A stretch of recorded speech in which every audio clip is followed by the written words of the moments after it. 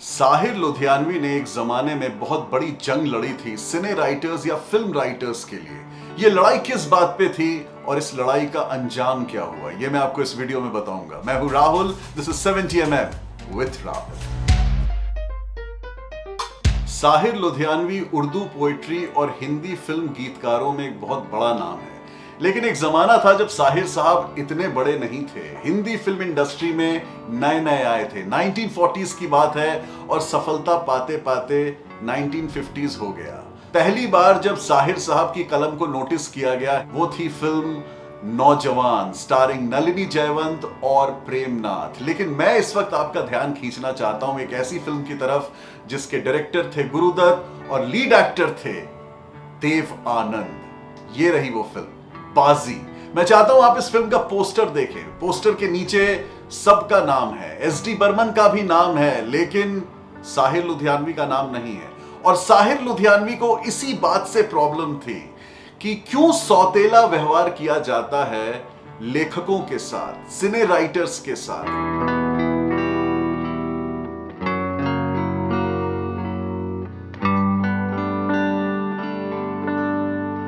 साहिर साहब को इस बात से बहुत बुरा लगता था कि जब भी कोई गाना हिट होता था तो सब लोग उसके म्यूजिक डायरेक्टर्स का नाम लेते थे, उसके गायकों का नाम लेते थे, लेकिन जिस आदमी ने उस गाने को लिखा है उसको कोई तवज्जो नहीं दी जाती थी, उसको कोई अटेंशन नहीं दी जाती थी, क्योंकि मीडिया वाले भी सिंगर्स और म्यूजिक डायरेक्टर्स को ही याद रखते थे, लिरिसिस्ट या गीतकारों को भूल जाते थे।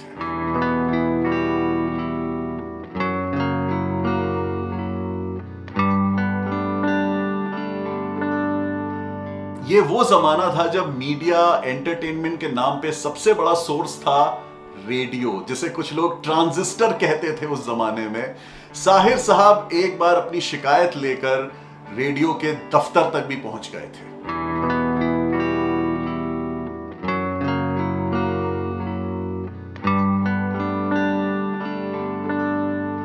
बात हो रही है 1960s की, जब Khwaja Ahmad Abbas film writers association के प्रेसिडेंट थे और Sahir Ludhianvi film writers association के वाइस प्रेसिडेंट चुने गए थे।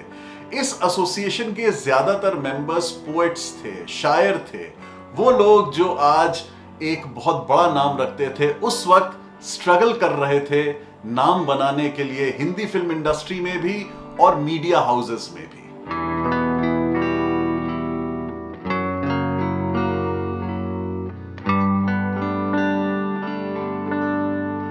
ख्वाजा अहमद अब्बास और साहिर लुधियानवी इन दोनों ने ही ये डिसाइड किया कि हम पोएट्स को, राइटर्स को नाम दिलाएंगे उतना ही जितना म्यूजिक डायरेक्टर्स को मिलता है या जितना सिंगर्स को मिलता है। इस डायरेक्शन में उन्होंने ये डिसाइड किया कि हम सिनेमा वालों से मिलेंगे, यानी प्रोड्यूसर्स से मिलेंगे, हम मैगजीन वालों से मिलेंगे, अखबार वालों से मिलेंगे और हम रेडियो स्टेशन में भी जाएंगे।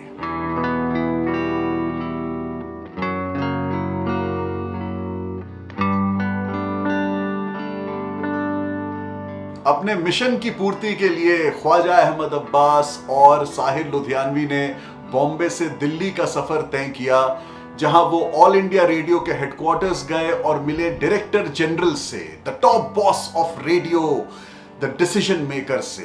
ख्वाजा अहमद अब्बास तो चुप रहे, लेकिन साहिर लुधियानवी ने यह कहा कि आप जब गाना प्ले करते हैं तो गायकों का नाम लेते हैं, गीतकारों को क्यों भूल जाते हैं। तो डीजी साहब ने यह कहा कि हमें बहुत कुछ बोलना होता है, सबका नाम अनाउंस करना पॉसिबल नहीं है। तो साहिर साहब ने यह कहा, अरे आप इतने लोगों की रिक्वेस्ट लेते हैं, दो नाम कम लीजिए, लेकिन जिसने गाना लिखा है उसका नाम तो सुनाइए।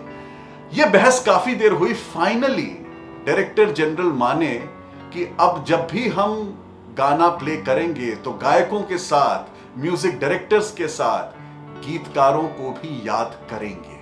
ये करीब लेट 1960s की बात है और ये एक बहुत ही इंपॉर्टेंट मीटिंग थी, क्योंकि इस मीटिंग के बाद ऑल इंडिया रेडियो पर जब भी गाना प्ले होता था तो गीतकारों को याद किया जाने लगा और इस बात को एक बहुत बड़ी जीत माना जाने लगा फिल्म राइटर्स एसोसिएशन की, और सेहरा बंधा जीत का साहिर लुधियानवी के नाम। और ख्वाजा अहमद अब्बास के बाद साहिर लुधियानवी को फिल्म राइटर्स एसोसिएशन का प्रेसिडेंट चुन लिया गया।